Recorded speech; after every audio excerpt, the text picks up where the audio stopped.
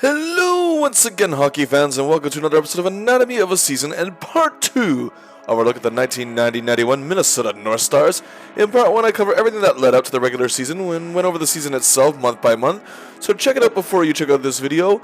The link will be in the description as well as in the top corner. But to sum it up quick, after years of false hope and brushes with success in the early to mid-80s thanks to general manager Lou Nanne, it became outright failure by 1988, and Lou was let go despite having some success, but he left them with one last gift.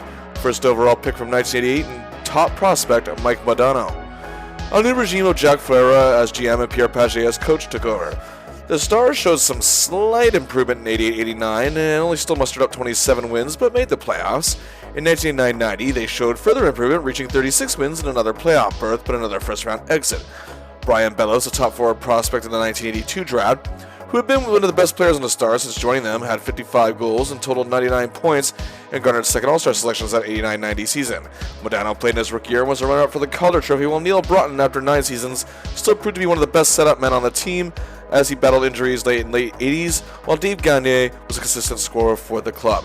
They had good defensemen in All-Star Larry Murphy and undrafted Mark Tenorti and Sean Chambers, and a very talented goaltender who won 31 games that year, John Casey. But then this organization was about to get the royal screw-over from their owners in the league. Fact is, owner George Gunn III, who failed in the 70s with the Seals in the California Bay Area, then failed when they moved to Cleveland, seemed hell-bent on getting hockey back to California, wanted the Stars to move there, but the league did not allow it. The Stars were not a money machine, but they had a devoted fan base, and that didn't always seem to be enough of a reason to move them, however. An ownership group known as the Baldwin Group wanted a team on the West Coast as well, and the NHL decided to award the San Jose franchise to the Gund family and the Stars to the Baldwin Group and majority shareholder Norm Green. Even though the San Jose Sharks weren't entering the league for another year, Ferreira committed to George Gunn to be the GM of the team, leaving the Stars. Pierre Pagé let the Stars become the coach and GM of the terrible Nordiques. He wanted more power, you see. So a new GM was hired, Bob Clarke, who had tremendous success in Philadelphia as a GM for 6 seasons that included 2 Cup final appearances. Then they hired a new coach in a questionable move, Bob Gainey, a legendary 5-time Stanley Cup winner as a member of the Montreal Canadiens, had minimal coaching experience as a player coach in France. But even that isn't usually good enough to get hired in the NHL as a coach. Some even laughed at the move. The Stars then traded for a man who was an all-star for them in the 80s, Bobby Smith, who had great success in Montreal, was a teammate at Gainey's, but had somewhat lost his scoring touch. They added a man Clarke knew very well, Brian Propp, a 5-time All-Star who played 11 seasons in Philly, but Clarke actually traded him to Boston during his final year as GM. And after an injury in '89, Propp lost his scoring touch, but played well during the Stanley Cup playoffs, making his 4th appearance in the finals. Smith and Propp bring playoff experience.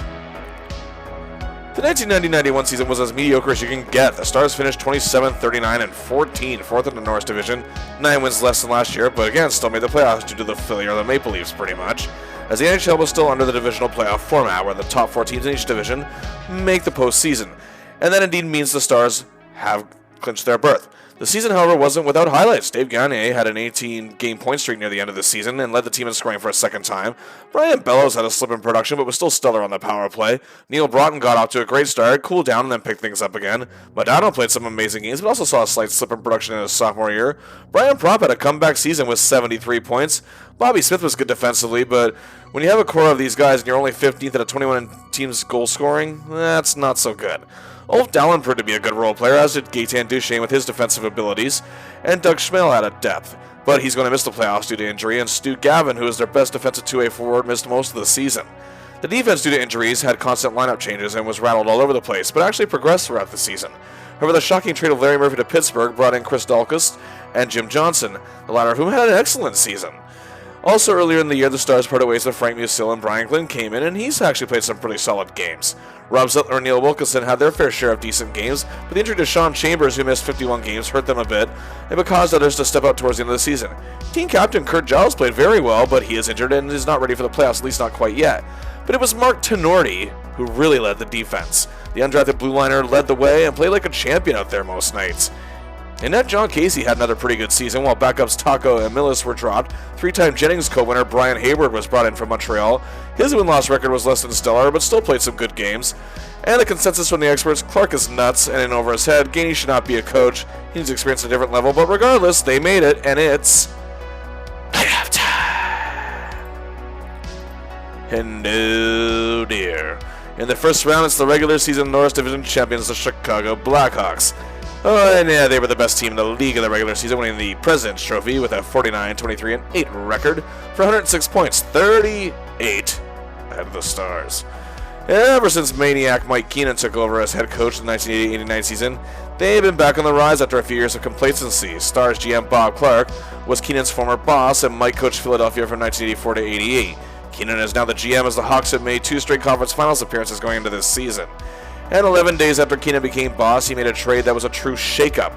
He parted ways with 10-year veteran and megastar forward Denis Savard to the Montreal Canadiens for All-Star defenseman and Norris Trophy winner Chris Chelios. This is the very definition of a blockbuster trade, folks, and it paid off huge. Chelios was a finalist for the Norris Trophy this year and a second-team All-Star. However, the big surprise that shocked the world was 25-year-old rookie goaltender Ed Belfour, who was finally being given a chance to show what he can do after toiling in the minors for a bit. Well, let's see. He led the league in most major goaltending categories. He won the Calder Trophy as Rookie of the Year, the Jennings Trophy with the least amount of goals allowed, the Vezina Trophy as the league's top goaltender, and was a finalist for the Hart Trophy as league MVP. Wow. Up front, Steve Larmer had a career year with 101 points and provided great two-way presence, perfect for playoff hockey. Jeremy Roenick, the young pesky forward, had 41 goals and over 90 points. Michel Goulet, the veteran all-star who spent 11 seasons with the Quebec Nordiques, is giving the Hawks a lot of depth this season, but he is injured and will miss this series. Dirk Graham, Dirk Graham, who the Stars had at one point, was dropped with barely a thought, was the Selke Award winner that year for top defensive forward, and was top-notch in close checking and working the rough areas to battle for the puck. Clutch winger Steve Thomas was also on this squad, along with Big Adam Creighton, who notched a 20-goal season, and a former Selke winner in Troy Murray, and character players such as Wayne Presley and Greg Gilbert round out the core. Joining Chelios on the defense is veteran master blue-liner Doug Wilson, himself a former Norris Trophy winner, and he had some injury issues this season, but is ready to go for the playoffs. They also had the tough punisher known as Dave Manson, and of course the traditional play of Trent Yawney and fan favorite veteran Keith Brown. This team had it all. Forwards with depth who could score, a sensational goalie, a rock-solid defense, a superb power play, and the second-best penalty kill in the league. I mean, the Stars weren't being given any chance whatsoever, and on paper, it's easy to see why. Also, the Hawks were 5-2-1 against Minnesota this year. But regardless of that, here we go. Game 1, Chicago Stadium is packed to the rafters. The crowd is loud, as this is seen as the best Hawks team put together since the days of Hull and Makita. At 13 seconds in, it looks bad for our heroes. Roenick scores a goal, but they don't panic. Even though the Chicago crowd is in a frenzy, but they take a bad penalty, and 1:11 later, power play! The masters of the extra man, Bellows and Gagne, get it to Tenorti, who puts it home. And Belfour loses his cool, big surprise, and gives the Stars another power play. And 44 seconds later, Bry Bell to Dave Gah to Neil Bro, 2-1 Stars. This is a shocking turn of events. Just under 2 minutes later, Doug Wilson ties up for the Hawks on a power play of their own. It's 2-2, we're not even 5 minutes in yet.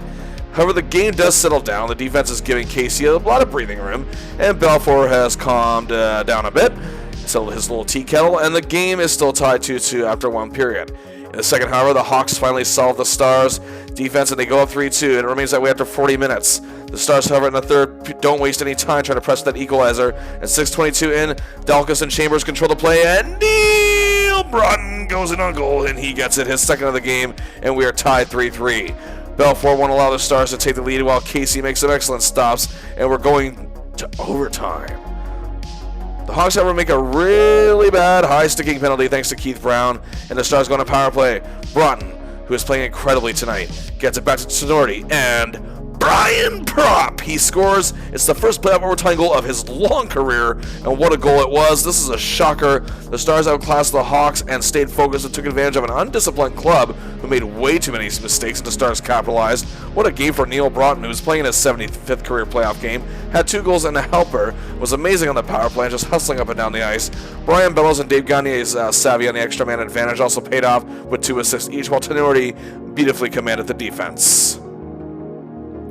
Game 2, and the Hawks aren't fooling around now. They bombard Casey, and it's first he's standing his ground. But Chicago leads 1-0 after the first period due to a Larmer goal. Second period, power play Roenick, power play Reichel, even strength Conroy. Casey's night is done. The Hawks carry a 4-0 lead into the third period. That's not looking much better as time is winding down. Belfour is looking to get his first playoff shutout.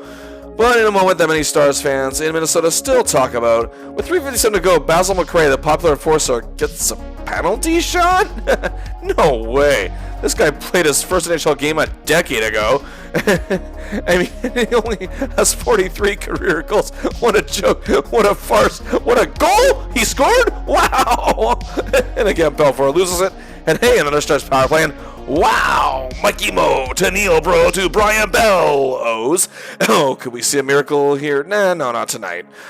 Larmer's empty netter ices it. It's a 5-2 loss to the Stars. Not a great game by any means, but the Hawks were just simply better here, and their big guns ran all over them. And the series is tied, but despite Casey's rough outing, he gets the call for the next game.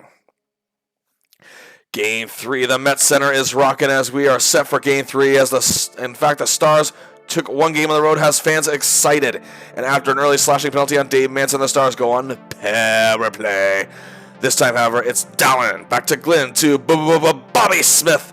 He gets his first goal of these playoffs, the 56th of his postseason career, but just under 3 minutes later, Larmer ties it.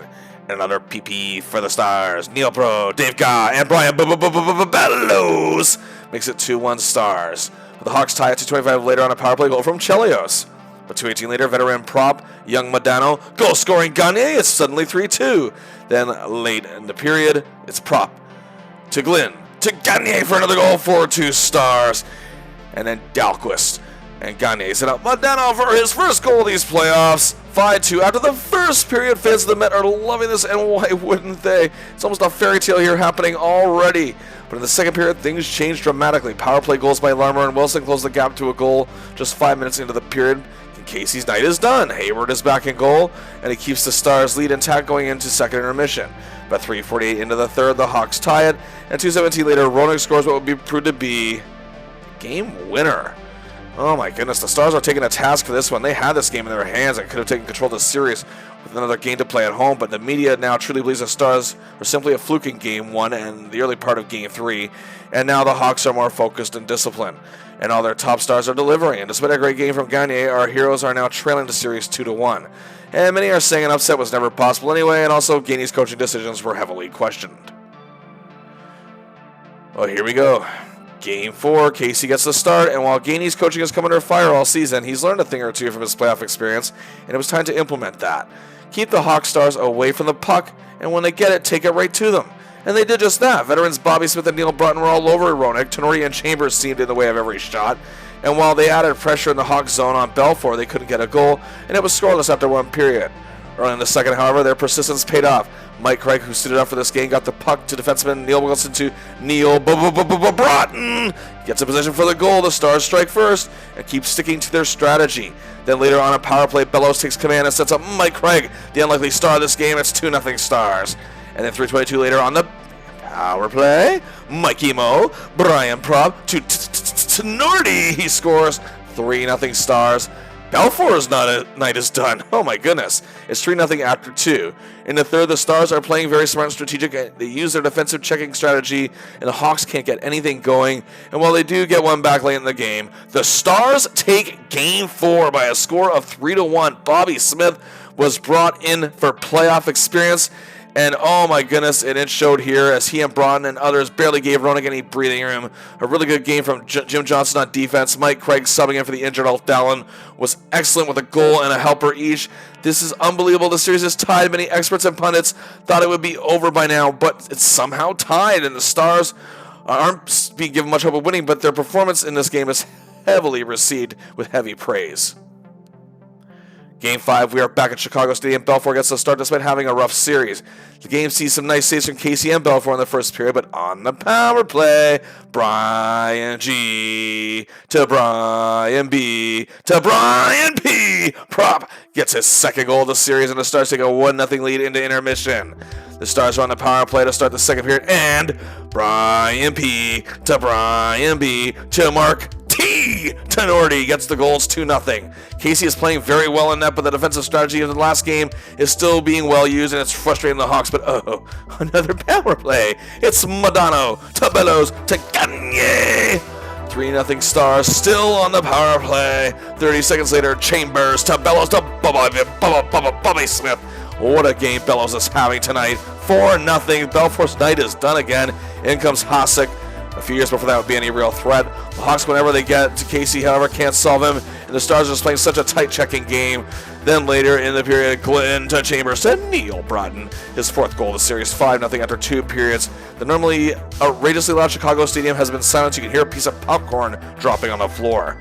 Third period, another power play, and Brian Propp takes the puck. Look at him go, watch him go, and he indeed scores. Wow! A 6-0 win against the best team in the league in the playoffs on the road. The Stars just won 8 road games all year, and they won 2 in this series against the powerful Hawks. The Stars power play just destroyed Chicago, and the Stars have shut down the Hawks' top guns. The Hawks' normally great penalty kill has been baffled. Brian Bellows plays perhaps the best game of his career, and definitely the best playoff game. Brian Propp is just playing awesome. And the third, Brian Glynn, he plays very well to move for the defense, as did Sean Chambers. John Casey gets the shutout, the second playoff shutout of his career. What a busy performance from the Stars, and the hockey media and fans cannot believe what has happened. The Stars, who won 27 games all year, had the first place overall Hawks on the verge of elimination. Game 6, the Met Center sees one of the largest crowds they've ever had in a long time. Could one of the biggest upsets of playoff history come to fruition. The Stars aren't getting too far ahead of themselves, however, as they remain focused on simply winning the game. Much like last game, Casey and Belfour are making big saves. The Hawks are much more determined here, fighting for their season. But just past the midway point of the period, Stu Gavin, who has been on one of Larmer's shadow in this series, helping shut him down, who gets to Bellows, and the defenseman Neil Wilkinson gets his first playoff goal, and the Met Center erupts. And 109 later, Gavin to Smith to Bellows, his third goal of this series. My goodness, 2-0 Stars, and that's how it would remain after the first period. In the second period, Belfour stands strong, and the Stars aren't able to build further on their lead. However, Casey is amazing in net himself, and the Stars go on to a 2-0 lead after 2 periods. Here we go. 20 minutes, 1 period left to play. The Stars are on the verge of doing the improbable. However, another Hawks penalty, it's gonna cost them. And the price they pay, you say, is Brian Propp to Dave Gagne to Brian Bellows. 3-0. Time is ticking down. You can feel the excitement in the Met Center. The Hawks do get a goal from Keith Brown with 4:09 to play, but that doesn't shake the Stars up at all. And the Stars faithful is getting louder and louder. 1 minute to play. The foundation is shaking. The Raptors are rocking. The roof is about to blow off this place. 30 seconds left. Air horns sounding off. Fans stomping their feet in unison. Even the beer, popcorn, and candy vendors are cheering as it's spilling all over the place in excitement. 5, 4, 3, 2, 1, 0. The Minnesota North Stars have shocked the hockey world. They have eliminated the first place overall Chicago Blackhawks in 6 games. Their first playoff series win since 1985. Another monster game for Bellows. Stu Gavin, who has mostly been using his checking skills in the series, not just to assist. John Casey again, superb in net. To this date is regarded one of the biggest playoff upsets in NHL history. For the first time since 1970-71, the Boston Bruins is the first time the first place overall team in the league is eliminated in the opening round. Despite how phenomenal Belfour's rookie year was, rookie goalies succeeding as a champion in the playoffs are few and far between. As a matter of fact, the last two at this point to win the Cup were Ken Dryden in 1971 and Patrick Waugh in 86. Belfour's frustration took over, as did the Hawks team as a whole, and the Stars took them to school because of it. There was a huge celebration across Bloomington, across the state of Minnesota, amongst hockey fans everywhere. A glory they hadn't felt in oh so long. But Chicago sports fans, hey, you need not be upset. Michael Jordan will cheer you up in a couple months. Brian Bellows was absolutely amazing in this series. The best playoff hockey he has ever played in his 9-year career. 4 goals, 8 assists for 12 points in 6 games, literally 2 points a game average. He was an absolute monster on the power play. Incredible performances in games 5 and 6, and he'd have to be an early candidate for the Conn Smythe Trophy if we're talking to the first round.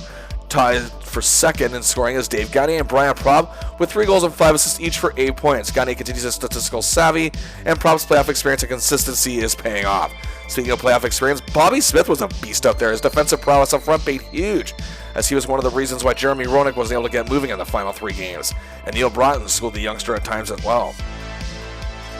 And Neil had a great series himself with 7 points in the scoring department. Well, Mike Modano played very well. But the checkers and grinders such as Mike Craig, who did great in filling in for Ulf Dallin, Stu Gavin, Gaetan Duchesne, I mean, they were all tremendous in keeping the Hawks' top guns quiet in games 4, 5, and 6. Speaking of which, look at the difference of scores games 1 to 3 from games 4 to 6 for Chicago. Jeremy Winnick was red hot in the first 3 games with 3 goals and 5 assists for 8 points and a +5, which included a spectacular performance in Game 2, but shut down completely. No points in Games 4 to 6. It was a -3. Also, veteran Steve Larmer looked superb in Games 1 through 3 with 4 goals plus a helper for 5 points. It was a +4. In Games 4 to 6, he had a goal and nothing more and was a -2. And star defenseman Chris Chelios, who really gives an offensive input in the playoffs, had a goal and 7 assists for 8 points in the first 3 games and a +4. And which included his banner night in Game 3, but was shut down in Games 4, 5, and 6, pointless, and a -2. The Stars' defense was very good in this series. Jim Johnson continues to be a presence on the ice, as he led the team in plus-minus all year long with Dave Gagne, who he had the best in the series with a +3, and was a forceful physical presence to boot. Mark Denorti also continues to be the leader on the blue line, scoring with 3 goals and a helper for 4 points, and played his physical game wonderfully yet again. Brian Glynn proved to be a steal for the Stars this season, acquired in the first month of the season from Calgary. He tied Tenorti's defensive point lead for the team with his 4 assists. Sean Chambers was also a key factor in this series, while Neil Wilkinson and Chris Dahlquist more than pulled their weight. Once again, John Casey came through for his team. And while he did have some rough outings earlier in the series, his performance in the last 2 games was remarkable, and he faced the top dogs in Chicago head-on. He had a 4-1 record with an excellent 2.55 goals against average and a big 904 save percentage. He was ready for playoff hockey. Brian Hayward made a couple of appearances in relief of Casey. While he comes out of this with just 1 loss, his numbers aren't too bad at all, actually, with a 2.18 goals against average, excellent, and a 913 save percentage. So the Stars just pulled off one of the biggest upsets in NHL history. So after taking out the best team in the league, what's next for our heroes? Oh boy, it's the second best team in the league that they will face in the Norris Division Final, the St. Louis Blues, with a record of 47, 22, and 11 for 105 points. The Blues had their best season in franchise history. General Manager Ron Caron had helped build a championship contender, while former Blues captain and coach Brian Sutter gave them the guidance they needed. They were, of course, led by one of the biggest superstars in the game at this time, the Golden Brett Hull. With his booming shot and tremendous abilities otherwise, he has a huge 86 goals, the 3rd best total in NHL history as of 2023. He had 131 points, 2nd best in the league, and also took on the Hart Trophy as league MVP, the Pearson Trophy for Players' Choice as MVP as well. He was a first-team All-Star and a runner-up for the Lady Byng Trophy. And he was the one the team was building around. Easy for me to say. However, the man feeding him those goal opportunities is Adam Oates, a wonderful playmaking center who undoubtedly has one of the best setup men of all time in the history of the NHL. He had a career year with 115 points. They had a rising up-and-comer in Rod Brindamore as well. They also had good talent among their character players, veteran Ron Wilson, tough Dave Lowry, Gino Cavallini, Bob Basson, Rich Sutter, former Selke winner Rick Meager, and new acquisition Dan Quinn. Their defense was stronger than ever, with the team captain and their huge offseason acquisition, the hard-hitting, brutal bruiser himself, Scott Stevens, an all-star for 8 seasons in Washington. A tremendous talent and passer in Jeff Brown, who provides offense from the blue line, the swift-hitting Paul Cavallini, the giant Glenn Featherstone, the pesky Garth Butcher, and grizzled veterans Mario Marois and Harold Sneps. And the Blues had a very talented goaltender in Vincent Riendeau, who got some votes for the Vezina Trophy this year, and has come up in the clutch for the Blues many times this season. The Blues have now made it to the 2nd round 4 seasons in a row, and Stevie Y and the underdog Red Wings, however, gave them a lot to handle, but the Blues still won it in 7. However, they have not made it to the conference finals since 1986. They had a good power play led by Hull, and a tremendous penalty kill led by their character players such as Meager. The Blues won the season series against the Stars with a record of 5-1-2. And usually when a playoff upset of that magnitude happens in the first round, they run into another good team and lose. That's how it seems to work in sports and in hockey. Beating the Hawks was huge, but there was just no way the Stars were going to take out both the best teams in the league, as while praise was heaped on our heroes for how they beat Chicago, still many felt that's as good as it would get. Well, either way, here we go, the Norris Division Final. Game 1 at the St. Louis Arena, and they are ready to see the greatest Blues team of all time take their spot at the top. An early power play gives the Stars an advantage as Tenorti finds winner, Gagne! And yes, The Stars strike first, just 146 in. John Casey goes on to play a spectacular game. He's turning back everything and making excellent saves left and right. Oh man, left, right, middle, everywhere. You name it, wherever they're shooting, Casey is there. With 11 seconds to play in the period, Basil McRae finds Shane Churla. It's 2-0 Stars after 1. In the second period, Casey's heroics won't allow the Blues to get on the board, but Vincent Riendeau is making some big stops as well, and the Stars cannot extend their lead any further. And their checking core and defense are all over Brett Hall, so he'd only have one shot on goal in this game. It's still 2-0 after 2. Early in the third period, the Blues finally saw Casey with a Rich Sutter goal, but the goaltender shined the rest of the way. Wow, a huge win for the Stars, taking Game 1 as they keep rolling with their 4th straight win in these playoffs. And John Casey was the story of this game, 31 saves and denying the Blues every which way. And also credit has to be given to the likes of Stu Gavin, Gaetan Duchesne, Bobby Smith, Mike Craig, and Neil Broughton for their defensive play, keeping Brett Hull and even Adam Oates at bay. It looked like it was going to be much of the same in Game 2 on the road. 26 seconds in, Tenorti sets up Stu Gavin, his first goal of the playoffs. About 40 seconds later, Garth Butcher, of all people, ties it. But then at the midway point of the period, Gavin begins, Smith continues, and Bellows finishes.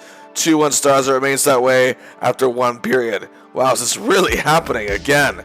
However, the Blues power play took command of the second period with Brendan Moore scoring the lone goal of that frame, and the game was tied 2-2 after 2 periods. With the Stars still giving Hull and Oates a headache, in the third period, however, the Stars fell apart. Hull does set up Oates for a goal to give them a lead, and they took full control of the game. The Stars would lose 5-2, as Oates did break out in this game.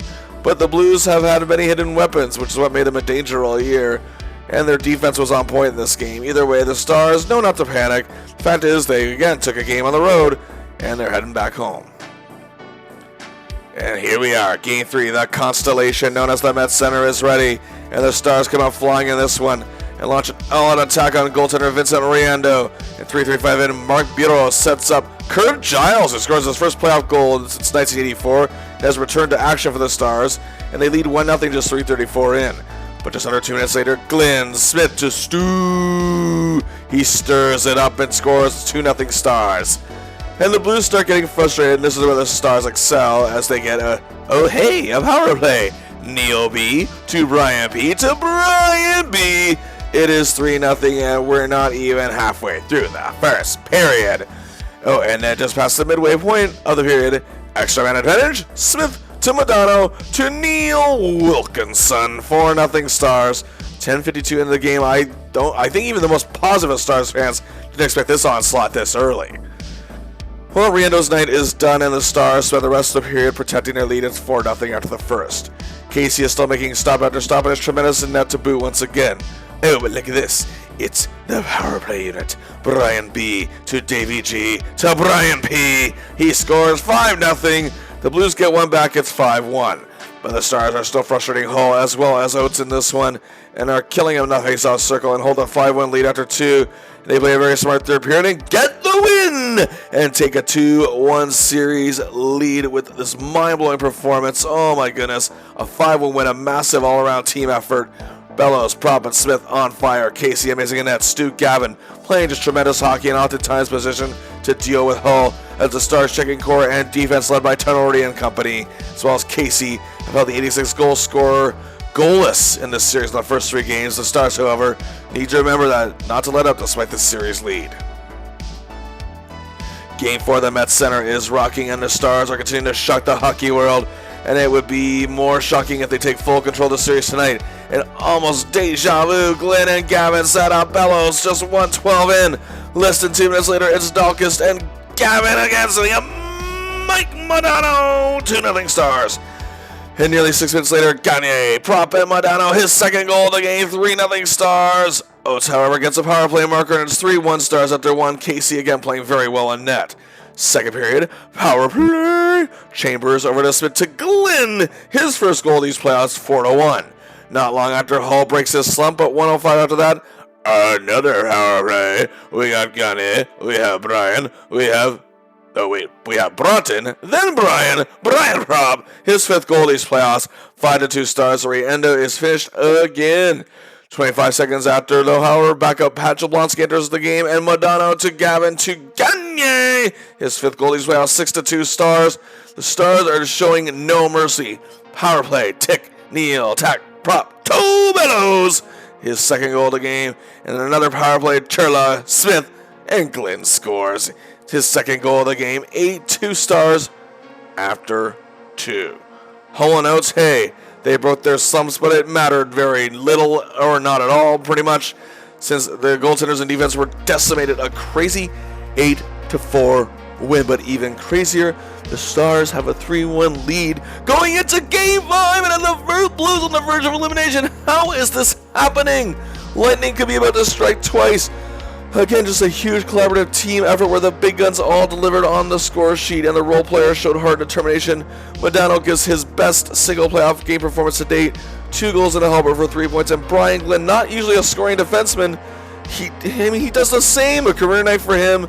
Stu Gavin, the unsung hero of these playoffs so far for the Stars, not just 3 big helpers, as his passes were finding everyone the right way.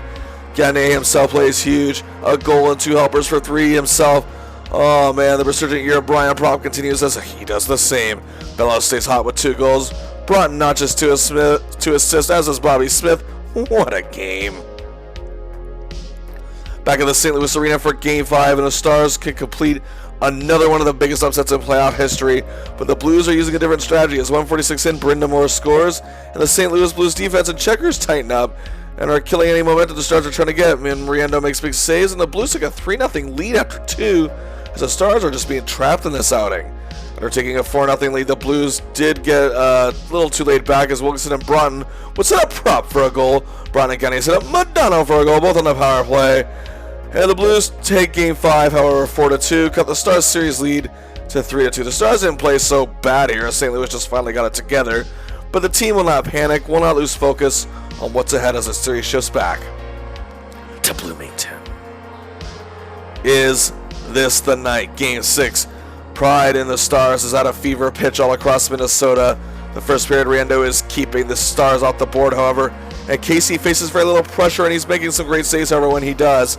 The Stars defense and checking core again making life difficult for Hull & Oates, and it's scoreless after 1. The electricity at the Met can be cut with a literal knife in the second period, as neither team can get on the board still. Second period passes, we are still scoreless. But just 19 seconds in the third, however, 2 generation of American wonders, Modano and Broughton set up Chris Dalkus for the goal. 1-0 Stars. 3:31 later, Mikey to Brian B to Bobby Smith. It's 2-0 Stars. The arena is shaking in excitement like it never has before. Time is winding down. The arena is getting louder. But then with 2:42 left, Oates sets up Hull. It's 2-1 Stars. 1:38 later, however, 1:04 to play. Bobby Smith gets his 2nd goal of the game, and empty near 3-1 Stars. Is it really going to happen? The clock is ticking, counting down to another monster. Oh, but wait, 17 seconds left. Garth Butcher, again of all people, scores. It's now cut to 3-2. All the Stars need to do is play a game of keep away. Counting down as the Raptors shake once again. 5, 4, 3, 2, 1. 0. The Minnesota North Stars have done the unthinkable. Not once, but twice. Oh my goodness, they've eliminated the 2 best team in the NHL this season in order to make it to their first conference final appearance since 1984. Broughton, Bellows, Giles, they were there when it happened, and now with the abilities to beat the 2 best confidences on their side, it's safe to say this has gone from 1 upset to 2 to making it a bona fide miracle run. The Stars face criticism for not being a goal-scoring team with the talent they have, and it was valid, but they've done it in these first 2 rounds. Bob Gainey faced criticism for his minimal coaching experience and not being ready. Well, he's done a pretty good job, I'd say, in these playoffs. This, again, is the very definition of a team just working together to win. The man the team is building all their future hopes on, Mike Modano, was incredible in this series. 3 goals, 4 assists for 7 points, and just making every shift he played count in some way, showing the world what he can do and why the Stars picked him first overall. His 7 points was tied for best in the series with Bobby Smith, who was obtained why again? For those who watched the first video? I'm sure you answered. He has playoff experience, and it showed here, once again showing the fearlessness against superstars like Adam Oates, and show the passion of a competitor like he did for the Stars 10 years prior in 1981 with their miracle run back then. 2 goals, 5 assists, 7 points, a +2 to boot. And look at this. Literally everyone doing their part. Tied for third in scoring with 6 points each. Bellows, Prop, Gagne, Gavin, Broughton. Gavin, in my opinion, was definitely the MVP, however, of this series. And his hard work and two-way play everywhere on the ice. Oh, man. Also the role players, Chilla, Bureau, even Basil the Bruiser were key in this one. And also Ulf Dallin has returned to action. Well, further proof of how good Gavin was in this series, he led his team with a +4 and was key in shutting down the Blues' big guns such as Brett Hall. He was tied with Chris Dalkas, who proven to be a steal of a deal himself for the Stars. He was excellent in this series, as was Brian Glynn, who led all defensemen in scoring with 2 goals, 2 assists for 4 points. And I'd say these two have been the best blue liners in this series, but Tenorti and Chambers continue to shine, while Wilkinson and Giles played some big games as well. This team is just plain rolling. And speaking of rolling, John Casey was again outstanding in this series with a 2.76 goals against average, a 908 save percentage. Big numbers for our netminders. He has proven in the past how good he can be, but despite not having a huge plethora of playoff experience, he has shown he has what it takes to compete in this atmosphere. Now, Brian Hayward only saw 9 minutes of playing time, but he didn't let in a single goal. So now here we are, the Campbell Conference Final. The first time in 7 years, and the team they faced those 7 years ago was now the team standing in their way once again of a Stanley Cup berth, and it's the defending Stanley Cup champions, the Edmonton Oilers. Things are a lot different now, however. The Oilers finished with a modest 37-37-6 record for 80 points. They've lost superstar Yari Curry to Europe, and team captain Mark Messier has missed 27 games due to injury, but was still productive when healthy, was playing solid hockey in these playoffs. And that's the key word here. Playoffs. The Oilers, despite their recent woes, and of course with GM Glenn Sather's failure to keep a good working environment, Coach John Michler seemed to be losing control of the team, and who can forget old Pockets Pocklington being the cheap ass he is. This is a team chock full of playoff experience. In addition to Messier, you had the playoff savvy Esa Tikkanen, who was on a tear in these playoffs. Scoring forward Craig Simpson, who was also shining bright in the postseason. Veteran Glenn Anderson can still come up in the clutch. Peter Klima is also contributing a huge deal, as is Joe Murphy. And of course, the men that give you the edge in playoff games, such as Craig McTavish, Adam Graves, and Martin Jelena. Also, Ken Linsman had to return to the Oilers, and Anatoly Semenov has added some much extra needed help. The defensive core was led by 12-year veteran Kevin Lowe and the reliable Charlie Huddy, a big part of the Oilers dynasty in the 80s. But their most powerful force on the blue line, no doubt, was Steve Smith. You also had other veteran Craig Muni, as well as Norm McIver, who was playing very well in these playoffs, and Jeff, here comes the boom booka boom. And in net, you had one of the greatest playoff goaltenders of all time, Grant Fuhr. And to boot, last year's Conn Smythe Trophy winner for playoff MVP is backing him up, Bill Ranford. Now, the Stars have taken two of the best teams in the league. And while they have at this point won many skeptics over, there's still something they won't get past the playoff heavyweights, known as the defending Stanley Cup champion Oilers, who took out Calgary in a very exciting 7-game series, and they beat out the first place team in the Smythe division, Gretzky and Robitaille and the Kings, in 6. Edmonton themselves were expected to fall apart this year, but here they are once again, their 7th conference final appearance in 9 seasons. However, in the 3 meetings they had with the Stars this season, the Stars dominated them with 2 big wins, and the other was a tie, so they have yet to beat them this season. Once again, here we go. Game 1, Northlands Coliseum, the Oilers opened the scoring with a Steve Smith goal, but John Casey shook it off and starred. But also Grant Fuhr was sensational on the opposite side, but eventually the Stars got to him when Ulf Dallin set up Neil Broughton, his 5th goal of these playoffs. The game is tied at their 1 period. The Stars grinders as well as Broughton and Smith have Messier's number, and the Oilers star can't get moving. And then we'll play. And midway through the 2nd period, and the Oilers are forced to tune into the BBG network, and it's Bellows, Broughton, Gagne goal, yeah.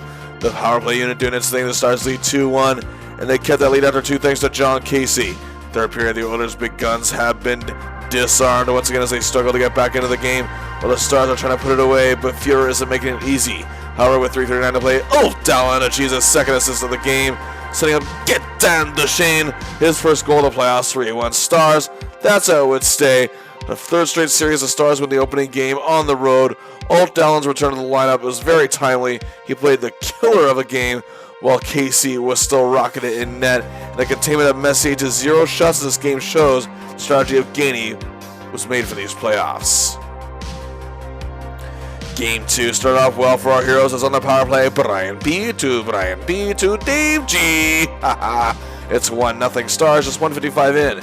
However, what followed after was a hat trick by Peter Klima and a Charlie Huddy goal, putting the Oilers up 4-1 after one period. Casey was finished, Hayward was put in net. The Stars, however, got a huge shorthanded goal when Broughton went in on goal with Stu Gavin. The Stars cut the gap in half, trailing 4-2. But the Oilers went up 6-2 after 2, and oh my goodness, the Stars are going to lose 7-2. Just an utterly terrible outing. The whole team played their worst game so far in these playoffs as the Oilers' big guns took them to school, rearming themselves with more ammo. Their defense couldn't contain anyone. Dalkus had a terrible game. Casey was not good at all, and they weren't on the same page here. This was where the skeptics again came out of the woodwork, saying the Stars' weaknesses have been heavily exposed after this game, and their luck is about to run out. The Oilers just had too much playoff experience on their team. We go to the Met Center, and hey, this crowd just seems to get louder and louder with every passing playoff game. And what an unexpected turn of events in this one. 4 minutes in, it's Prop, it's Gunny, it's Mikey Modano making it 1-0. Then at the midway point of the first, it's the power play again. It's the Bellows again. To the Gagne again. To the Prop Guffaw. It's 2-0. But the Oilers got in the game 1:17 later, but late in the second period, or late in the period, I should say, Duchesne set up Mark Tenorti. It's 3-1 after 1. The Oilers close the gap again, but then Chambers begins. Dallin continues. Smith, the Bobby kind, finishes 4-2 Stars. The Oilers try to stay in it, but power play, Broughton, Gagne, and Bellows, 5-3 after 2. Early in the third period, Tenorti sends in Bellows, who scores his second goal of the game, 10th of these playoffs, 6-3, and with 1:15 to play, Biro to Churla, a huge 7-3 win for the Stars, taking a 2-1 series lead. Bellows is just on fire in these playoffs, 2 goals and a helper. Gagne had 3 assists. Dahlquist rebounds from his terrible outing. Tenorti plays up beauty. Suddenly the naysayers got quiet again, and the Stars emphatically take back momentum in this series. Game 4, we're back at the Constellation in Bloomington once again, and they are ready. But McTavish puts the Oilers up 1-0. Then Bellows goes to work, as does Wilkinson, who set up Mark Bureau, his first goal of these playoffs. 18 seconds later, Prop and Dalkus begin a play that ultimately leads to the stick of Mike Modano, who lands the puck in the net. The Stars take the lead. It would stay 2-1 after the first period.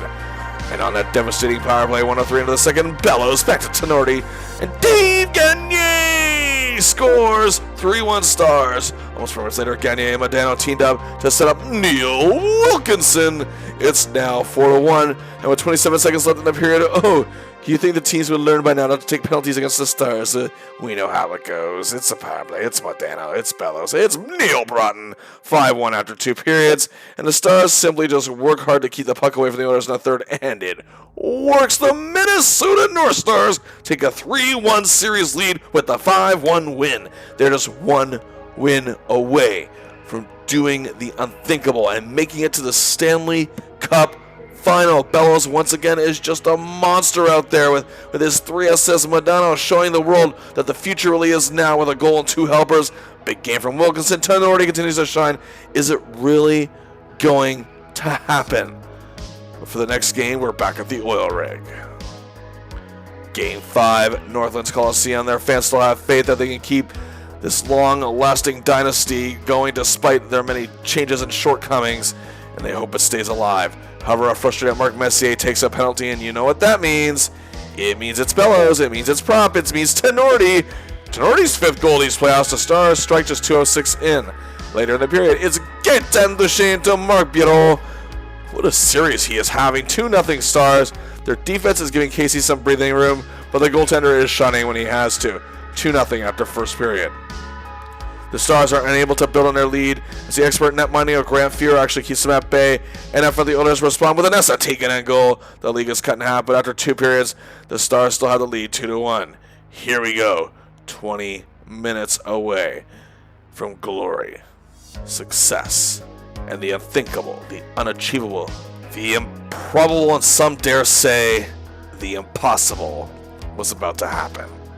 However, 4:18 into the second period, the Messiah, Mark Messier, ties it up, sending Northlands into a frenzy.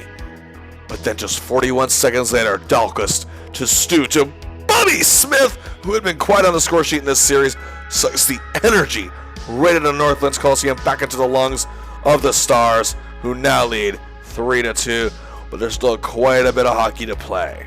But Casey is ready for anything that comes his way. The Stars grinders are out there making sure they protect this lead. 10 minutes left to play, it's still 3-2. A record TV and radio audience in Minnesota are biting their nails, hands clasped, praying that it stays this way. 10 minutes has become 5, and the Stars are clinging to their lead. It has to be the longest 5 minutes any Stars fan has ever experienced. And the announcer shouts it over the PA system. 1 minute left to play in regulation. The Northlands fans are gasping in excitement and anticipation, hoping a heroic moment from Messier Tikkanen will keep their season going. But the Stars are working extremely hard to make sure that didn't happen. 30 seconds. The net is empty. The extra attacker is out. The Oilers are adding pressure, but the Stars refuse to fold. 10 seconds. The Stars' determination is like a pack of wild wolves. 5, 4, 3, 2, 1, 0. The Minnesota North Stars, Campbell Conference champions for the first time in 10 years since 1981, and just the second time in their history.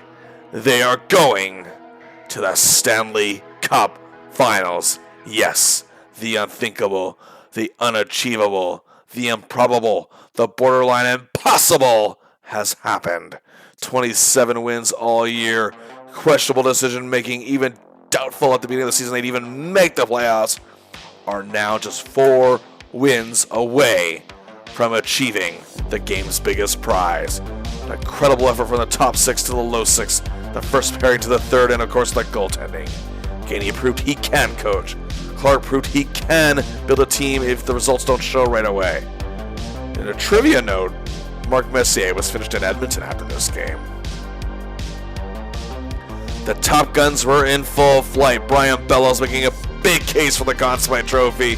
He's got to be a front runner. This incredible performance at home in games 3 and 4 were difference makers, and overall 2 goals, 7 assists for 9 points in just 5 games. Coming in second was Dave Gagner, again still playing very, very well. 3 goals, 4 assists, 7 points, and again just keeping up his contribution to this team, playing a very dynamic game for his club. Tied for third were 2 men keeping up their consistent contributions to his club as well. Neil Broughton and Brian Propp, each with 5 points and playing with pure heart and determination to win their first championships after very long careers. Oh man, these 4, along with Mike Modano, who played very well in Game 4, are the ones being relied on to pull things off on the score sheet and have delivered. But Bobby Smith didn't have the scoring success he had in the series against the Blues, but what did it matter, because he did score the series-winning goal and was constantly out but Messier's grill all throughout. But I'd say the unsung hero of this series was young Marc Bureau, who was just a tiger out there trying to get in on every play, on every bit of ice time he had, and even got 3 points out of the deal. Ulf Dahlen played the best playoff hockey of his career, while Gaetan Duchesne was also not afraid to go toe-to-toe with anyone, while Stu Gavin's two-way play was way above par. And to no surprise at this point, Mark Tinordi and Chris Dahlquist were both incredible in this series. Tinordi not only led the series in scoring for defensemen, but also led the team with a +4 tied with Dahlquist. Again, Dahlquist, a virtually unknown player on a wide scale, and it's not as if Tinordi was a huge star either, but they both came to play and showed that you don't need to be a superstar to shine. And these two have been playing like elite blue liners all postseason long. But a lot of credit to this playoff series has to go to Neil Wilkinson, another unknown who made his presence known throughout this series. And Sean Chambers, again, was a huge factor. Brian Glynn struggled a little bit, as Kurt Giles and Jim Johnson, in the action they saw, neither of them played the full series, but they played well. Thanks to solid defense and checking, Casey's workload lightened up a bit in this series, but he was still excellent. 2.54 goals against average, a .900 save percentage. Definitely proving again he's tailor-made for playoff hockey. Brian Hayward saw about 40 minutes of action where Casey struggled in Game 2, but nothing to write home about as he played no better in that game. So, it all comes down to this. The Stars made it to the playoffs, and that's all it took for them to be the miracle story. For the first time since the 1981-82 Vancouver Canucks, a team that had a losing record has made it to Stanley Cup. And only the third time since expansion that this has indeed happened. And as I mentioned before, the 1981 Stars made it to the finals. Broughton, Smith, and Giles, they were there. But sadly for Giles, he will be out for this series. And Smith has already drank the sweet nectar of victory from the Stanley Cup in Montreal back in 1986. But he sure as hell would love to win it with the team that drafted him originally, and a team he helped build into contendership in the early 80s before he was traded. This was also Broughton's big chance. At nearly 32 years old, since he was a rookie, the first time since he's a rookie, he gets a shot again. For longtime star Brian Bellows, who has played outstanding in these playoffs in our 9th season, gets his first chance at the dance. How big is this for Mike Modano? 3 years ago, drafted by the worst team in the league, now playing for the biggest prize. And of course, Brian Propp. This will be his fifth Stanley Cup final. 3 with the Flyers, 1 with the Bruins. And now his first with the Stars. Still has no rings to his credit, and his name still hasn't graced the Holy Grail. His comeback year can be capped off in a big way. Those grinders, such as seasoned vets Gavin and Duchesne, as well as Dallin, this is something they've dreamed of for so long as well. This defense, Tenorti, Dahlquist, Johnson, Wilkinson, Glynn, have shocked everyone with their play. So many unknowns playing with the hearts of champions. And the man backstopping it all, John Casey. What more can you say? He's been their hero all season long. And of course, the heavily criticized Bob Gainey, the team's head coach. He's already shut a lot of naysayers up. His experience as a player with the Habs and winning all those championships back in the 70s as well as one in the 80s has paid off. And a controversial general manager, Bob Clark, he built a strong playoff team. And he looks for his third ring to go with the 2 he collected as a player. The Stars eliminate the 2 best teams in the league and the defending champions to be here. But who awaits them now? Well, it's arguably the game's best player. Indeed, the last obstacle in the Stars' way is the magnificent Mario Lemieux and the Pittsburgh Penguins. The team finished 41-33-6 for 88 points and won the regular season's Patrick Division title. But the Pens weren't exactly given much of a chance to make the playoffs themselves. Mario Lemieux had severe back issues, which resulted in a bad infection that developed, and it wasn't even certain that he would play at all this season. He did, however, return late in the year, playing 26 games and scoring 45 points, showing that he's still a machine, regardless of what may have kept him down before. In these playoffs, he was scorching. He had 32 points in 17 games, nearly 2 points a game. However, what kept the Penguins going this season was the unexpected play of their other forwards, their youngsters, such as Mark Recchi, whose 113 points were 4th best in the NHL, again playing in just his second year. Yet the crazy thing is John Cullen, who is 5th in the league in scoring with 110 points, spent most of the season with the Penguins, but general manager Craig Patrick made a very bold move, trading him in exchange for Ron Francis of the Hartford Whalers, a 10-year veteran all-star with Hartford, whom many felt could bring depth, but others balked at the trade. Kevin Stevens, a gritty power forward, had 40 goals, while veteran Joe Mullen, despite missing 33 games, brings much-needed playoff experience to the club, as his name already graces the Stanley Cup. But making waves as well was rookie sensation 19-year-old Czech import Jaromir Jagr. And also adding playoff experience, 4 Stanley Cups worth that is, was former Conn Smythe Trophy winner as well, Brian Trottier. Taking on the role of a grinder and veteran leader to the club, he had already punched his ticket to the Hall of Fame, but his desire to win was very much intact. Character players such as Bob Airey, Phil Bourque, and Troy Loney were always good to lend a hand. The obstacles the Penguins overcame to get here also include the fact that 3-time Stanley Cup winner and defenseman Paul Coffey, another future Hall of Famer in his own right, has missed a lot of time in these playoffs. But there is someone who has been picking up the slack in a monster way on defense. Larry Murphy. Yes, the same Larry Murphy the Stars traded earlier in the season. Peter Taglianetti, who was also part of that trade, was also playing very well in these playoffs. Also hard-nosed veteran Gordy Roberts, in his 16th year as a professional hockey player, is lifting the load, as was Paul Stanton. And to top it off, the career killer himself, the NHL's biggest scoundrel, Ulf Samuelsson rounded things out on the blue line. In net, they had all-star Tom Barrasso, who didn't have the best year, but was still being depended on in these playoffs, and, well, missed some time himself. The Pens were guided by Bob Johnson, now Badger, who took on the task of taking on this club that looked like they were headed nowhere after a very bad 89-90 season. Oddly enough, Lemieux, now in his 7th season, was only making his 2nd playoff appearance. It wasn't easy for the Pens. It took them 7 games to get past Shanahan, Muller, Stastny, and an upstart Devils squad. Then it was former North Stars Ciccarelli and Beaupre who stood in their way of the Washington Capitals. The Pens beat them in 5. And in a bit of an upset, they beat the defending Wales Conference champion Boston Bruins in 6 games to get here. The Pens entered the league the same year as the Stars in 1967, but other than some decent seasons in the 70s and some in the early 80s, they were a perennial joke in the NHL, until they drafted Mario. But it took a long time for Mario Lemieux to make them into a contender, but they surrounded him with the right players at long last, thanks to general manager Craig Patrick, and now here they are. This is their first finals appearance. The Pens have a top-notch power play, 3rd best in the league all year, but the penalty kill is wishy-washy. The Stars could easily take that apart with the way how hot their power play has been in these playoffs. At the end of the day, Bob Johnson's approach worked. Here's something interesting to look at. If you recall from the first video, the Stars were in a 3-way tie for 16th best odds to win the Cup out of 21 teams. Look who's part of that tie. The Penguins. Again, to be fair, the Pens having the year they had was, it was shocking, but this was more so due to their poor year the year prior and the question of Lemieux's status. Either way, both teams literally defied the odds, so now, here we go. It's time for the 1991 Stanley Cup Final. The Miracle North Stars versus the All-Star Penguins. Game 1. The fans are in full force at the Igloo Pittsburgh Civic Arena for the first Cup Final game to be played there. And we are underway. The Pens, however, struck first early, sent the building into, of course, a huge chaos of frenzy.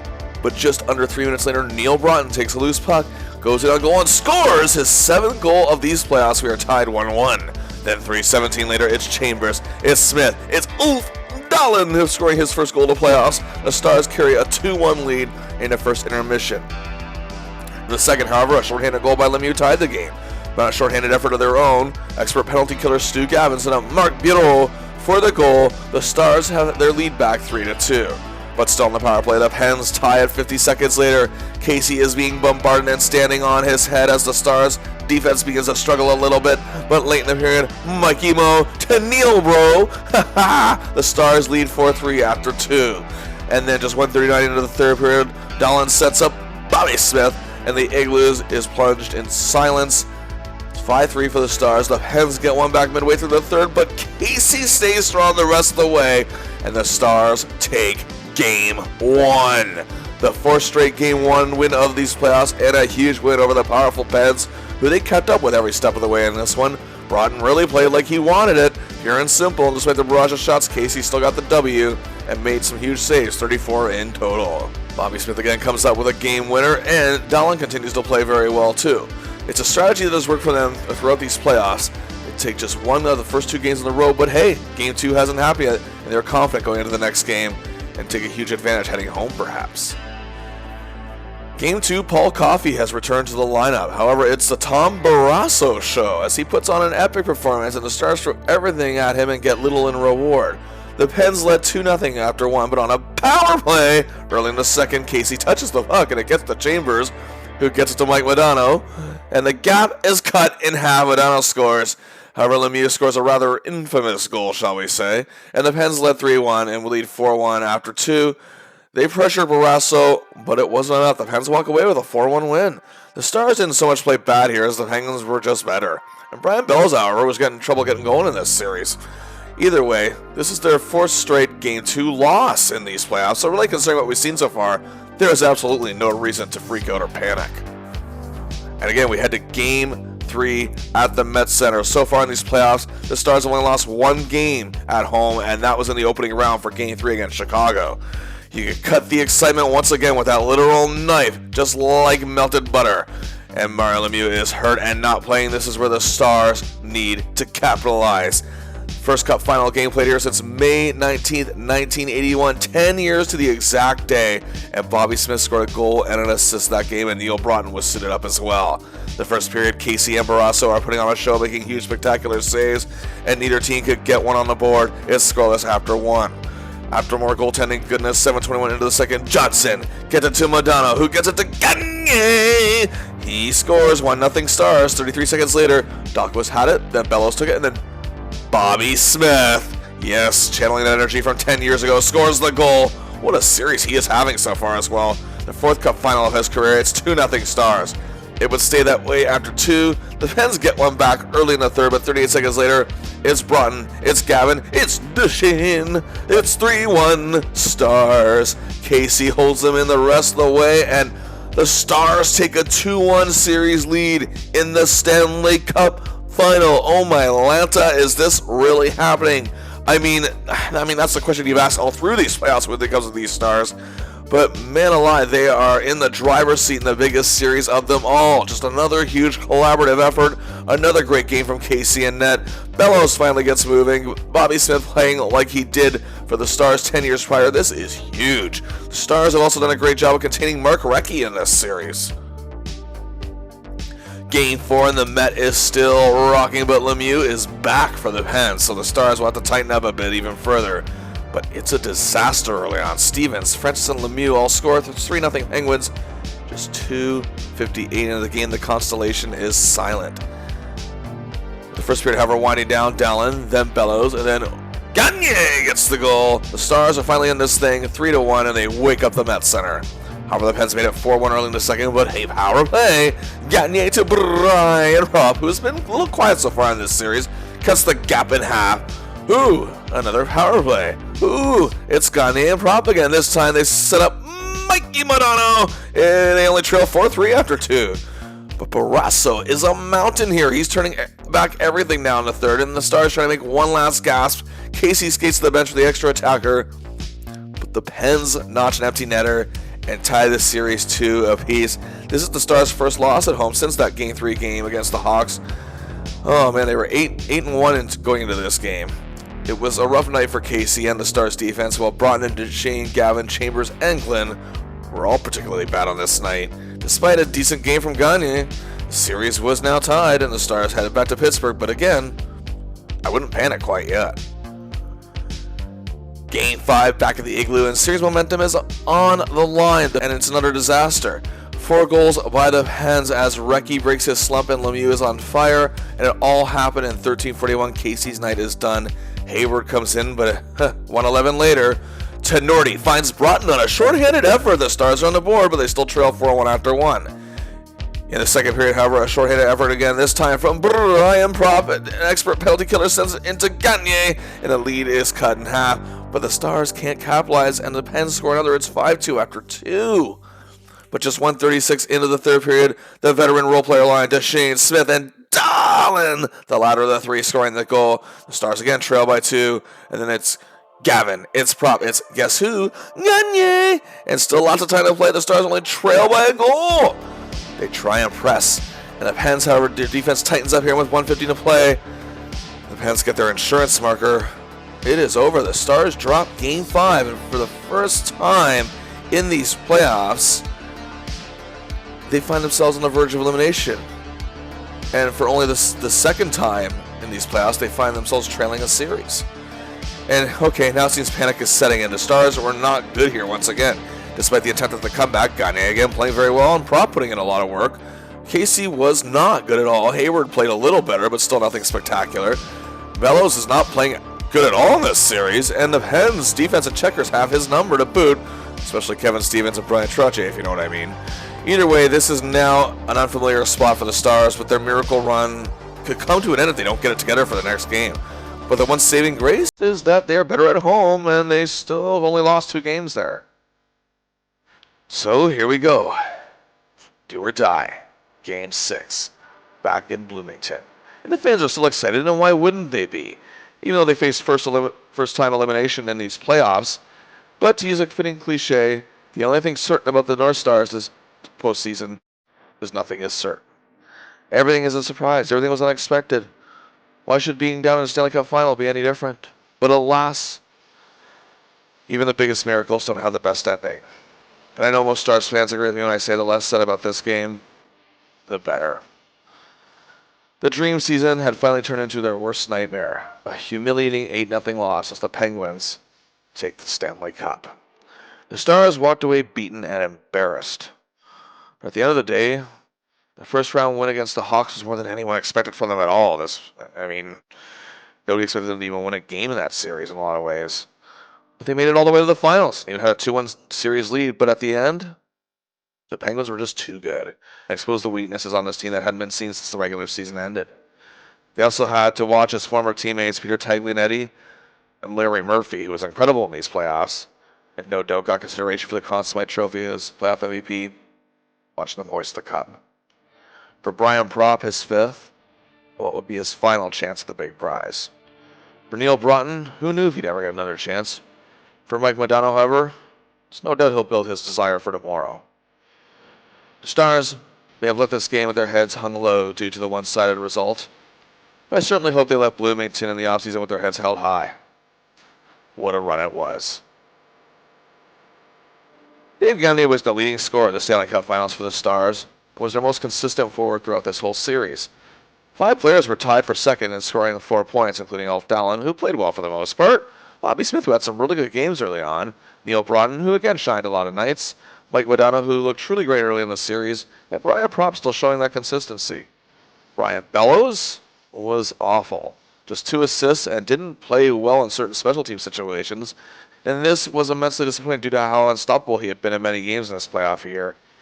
But Stu Gavin, on the other hand, still showed his hard work ethic, even when the chips were down. Duchene and Bureau, however, struggled many games. Jim Johnson was by far the best defenseman in this series. He led the team with a +3 and again showed his aggressive approach against the Penguins, his former team with no fear and knowing them well, which likely gave him an edge in having so many good games here. Also, I should mention Neil Wilkinson was also solid in these finals and deserves a bit of credit. Dahlquist wasn't terrible, albeit a bit disappointing considering how good he was in the last 2 series.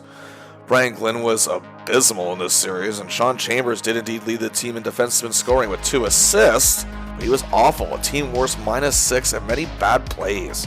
The biggest disappointment, however, even though he may not have been the worst, was the ace of the core, Mark Tenorti, who just seemed to get lost most games in this series. And despite playing very well in games 1 and 3, John Casey was decimated by the Pens in this series and had played his worst hockey maybe even all year, not to say in the playoffs. He had a goals against average of well above 4 in this series, a save percentage of a very bad .862, and of course was 2 and 3. Hayward in his 67 minutes of playoff time was atrocious, a save percentage of .793, a goals against average above 5, not good whatsoever from either netminder, and of course Hayward also suffered the 1 loss. This run, however, once again, I have to say, was nothing short of that word, a miracle. And it was a very feel-good story, and with an uncertain future ahead for the franchise, it lifted fan morale in the city for one spring. And season tickets actually sold pretty high for the following year. But let's see the overall scope of this miracle as we talk about the final numbers. Brian Bellows, of course, led the way in playoff scoring for the Stars. 10 goals, 19 assists for 29 points in 23 games. And despite his poor play in the finals, he was amazing in the first 3 rounds, and a major reason the respective upsets taking place, especially in the opening round against the Hawks. Either way, Bellows' hard work ethic, which had been questioned at times by the media, but not by the fans of Minnesota, was on full display in these playoffs. Dave Gagne continued to shine as a team star forward this season as he, along with Bellows, continued to dominate the power play all through the postseason and was really the only forward who was consistent in the finals. He came in second on the team in scoring with 12 goals, which led the team 15 assists for 27 points. And coming in third was playoff-heavy Brian Propp. Again, he was sensational in these playoffs, and his experience definitely helped this run come to fruition. His 8 goals, 15 assists for 23 points was his second best. It ties his second best single playoff total from 1989, and just 5 behind his career high of 28, set back in 1987. Propp was back to being the model of consistency this year. 2 other players would have reached the 20-point mark this postseason. Neil Broughton shut up a lot of naysayers, saying he wasn't healthy enough for playoff hockey and was washed up, and showed that how bad he wanted to be a champion, even if he didn't achieve it. On the other side of the spectrum, sophomore Mike Modano also reached the 20-point mark and showed that he was made for springtime hockey, especially in the second round against the Blues. Seasoned vet Bobby Smith, brought in for playoff experience, was a force on both sides of the puck. He was amazing in the second round as well, and was clutch throughout these playoffs. Ulf Dahlen, despite missing some time, was tremendous in the conference final. Stu Gavin played a very determined hockey and was key on penalty kills. And Gaetan Duchesne was just the hardest worker out there along the boards and every other play during the many games. Mark Bureau was the secret weapon in the conference final. Also, Mike Craig played well in the games that he played in these playoffs, and Churla and McRae, well, hey, they did their thing. And indeed, of course, 4 stars made up the top 10 in scoring. Bellows, 29, coming in 4th, and Gagne's 27 finishes 5th overall in the Stanley Cup playoffs. Props 23 was tied for 7th with former teammate Larry Murphy, who was again a North Star to begin the season. This was his first of 4 Stanley Cups. And Neil Broughton finished tied for 9th with Craig Jenney of the Bruins with his 22 points. It's no surprise that checking specialist and penalty killer Stu Gavin led the Stars with a +9. He is a warrior out there and can make things happen, was key at shifting momentum in these playoffs. Again, you cannot say enough about how his contribution led the Stars to this point. He led leading all defensemen in scoring for the Stars was Mark Tenorti with an impressive 11 points, 5 goals, 6 assists, and up until the finals, Tenorti was playing some fantastic hockey and was a great leader for the blue line. Jim Johnson, who was superb throughout most of these playoffs, as he and Chris Dahlquist were both tremendous blue liners this postseason and exceeded expectations. Dahlquist was huge in the second and third round. Sean Chambers played pretty well until his disastrous final appearance, while Neil Wilkinson played several great games. Kurt Giles sadly, however, missed out on most of the playoffs. Mark Tenorti's 11 points was impressive enough to finish tied for 5th amongst defensemen in scoring, tied with Pittsburgh's Paul Coffey. Stu Gavin's +9 was tied for 8 with playoff-savvy Charlie Huddy of the Oilers, and Jim Johnson made the top 10 with a +8, tied with future Hall of Famer and the man they beat in the playoffs, Scott Stevens. John Casey was 14-7 in the playoffs, highly impressive. His goals against average was a good 3.04, and his save percentage a decent 893, and got a shutout. However, these numbers can kind of be deceiving, as they were much better than this before the finals. And he was playing excellent hockey all the way through and was no doubt a Conn Smythe Trophy candidate for playoff MVP, and I would go as far to say he may have been their MVP all season, or at the very least tied with Gagne. Hayward's appearances didn't really make any dent in these playoffs. Casey did lead the playoffs, however, with his 14 wins, as Barrasso missed some games in these playoffs, and the rare times that Stanley Cup runner-up leads the playoffs in wins. But regardless, very well earned by Casey, as his contribution to this team can never be forgotten. There was optimism going forward that the Stars could build on their future after this miracle run, but after the BS of the expansion draft, a contract dispute with Broughton, which was later settled, and many other factors, the team simply improved to a mere 70 points and still clinched the playoffs simply because they were just a bit better than the Leafs. But only by 3 points this time, however. They had a 3-1 series lead over the Red Wings in the opening round and looked poised for another miracle run. But their scores and Top Guns just dried up completely, and they'd lose the series in 7 games. The allure of his old club, Philadelphia, just always lived rent-free in Bob Clark's head, so of course he went back there in 1992. Bob Gainey was promoted to GM and stayed on as coach for a few more seasons, but there are much more worse things ahead for the Stars. Nasty Norm Green would get things in motion to move the franchise to Dallas, thus upsetting several diehard hockey fans in Minnesota.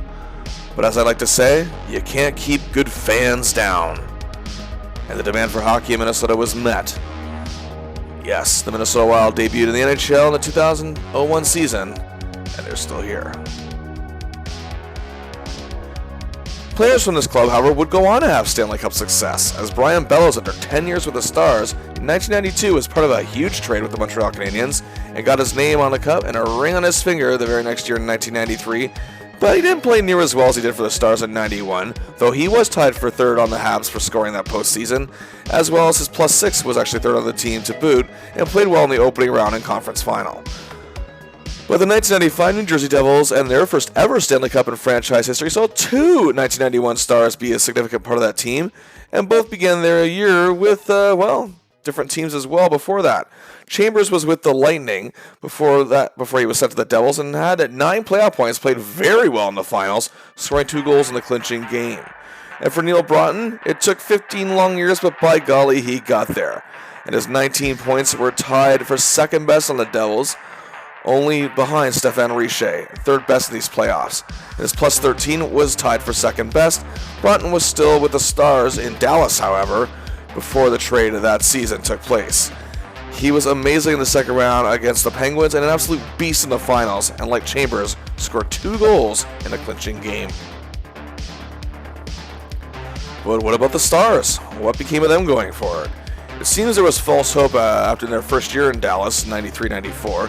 Gainey, however, resigned as coach but stayed on as GM midway through the 95-96 season, where they missed the playoffs. But Gainey, as he did in 91, made sure his boys defied the odds. By 96-97, they were a 100-point club under new coach Ken Hitchcock, but suffered more playoff heartbreak and did so the following year as well, but lost the conference final. And then in 1999, it finally happened. The Dallas Stars were Stanley Cup champions. Gainey had worked hard to build a winning team, and it paid off at long last. And look who was helping lead the way. Mike Modano. He was a huge star in the NHL at this point, as he lived up to the promise he made in 1988 with that first overall pick. He led the team in scoring these playoffs with 23 points, second best overall in the playoffs. And hey, Sean Chambers rejoined the club to get his second ring. And further proof Modano lived up to the hype. Well, let's just say he was a first ballot Hall of Famer in 2014. He played 21 seasons, all but one were with the Stars. And yes, I'm including Larry Murphy on this list because he still played 31 games for this team before the trade, and he too is a first ballot Hall of Famer in 2004. And there are 4 players on this North Stars team that people have made an argument for in the past, and that is the likes of Brian Bellows, Brian Propp, Bobby Smith, and Neil Broughton. Combined in this picture, you have nearly 4,000 combined career points. Very impressive.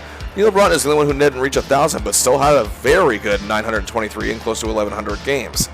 Hockey fans in Minnesota still love Brian Bellows, but I don't think he'll ever get in for a few reasons. Sadly, that Sports Illustrated article labeling him the next Gretzky gave him the type of hype that he could never live up to. As good as he was in his junior days, it just wasn't in the cards regardless of how his career panned out.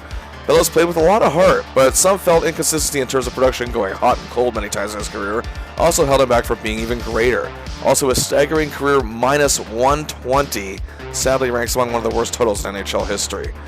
I do think, however, you can make a strong case for Brian Propp. The only thing holding Propp back is he didn't win a lot of individual accolades, but he played in an era where awards were being dominated by the same players.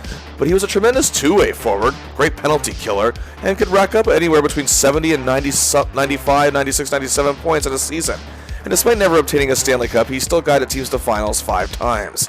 He was always productive in those playoff runs, and he was a career plus 298.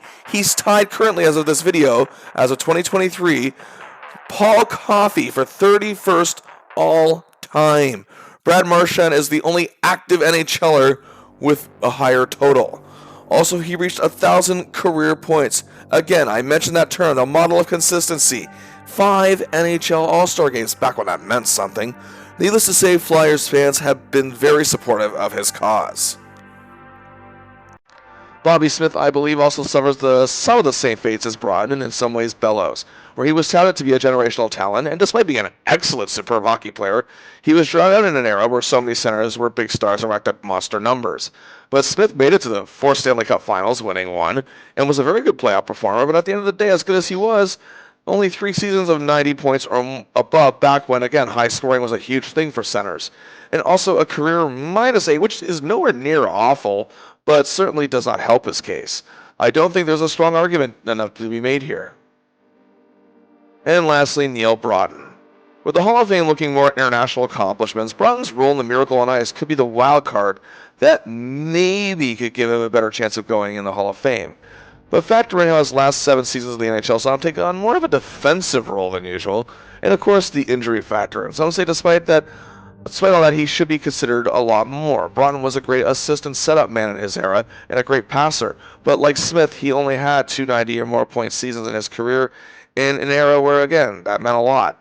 But in the Hall of Fame, well, like a lot of high point totals get you in that era, but he didn't have the same totals as, again, many other great centers. He only averaged a point a game 5 times in his career. I'm not trying to be dismissive here. I'm looking at Hall of Fame criteria primarily. In this era, again, where Broughton played, you had to do a little more than that. I don't think his case is strong enough. So if anyone here does get in eventually, my money would be on Brian Propp.